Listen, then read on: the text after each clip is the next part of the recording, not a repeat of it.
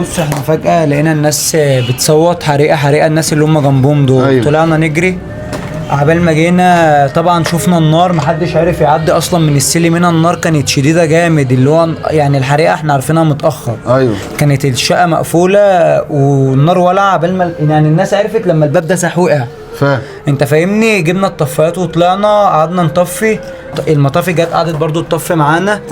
انت فاهمني؟ وعبال ما دخلنا جوه والدة العيال جت تحت قالت لك ده في اطفال فوق، احنا ما كناش عارفين في حد جوه ولا لا، ما حدش عارف يخش. في الاخر بقى عرفنا ان الاطفال دي ماتت. طبعا اطفال الله يرحمه. الطفلين كانوا جوه هنا، كانوا نايمين على السرير جوه. هي الحريقه تقريبا كانت بادئه من هنا من المطبخ. طبعا النار كانت خارجه بره، احنا داخلين ده بعدها يعني بعد ما انا مش قادر اخش جوه الصراحه. انا مش هيجي لي قلب اخش جوه الصراحه. لا بص هي كانوا عيننا الاثنين وما كانوا نايمين. الله يرحمهم يا رب. طب تعالى بقى ننزل، والله يكون في عون عم عاصم. الله يرحمه. وانا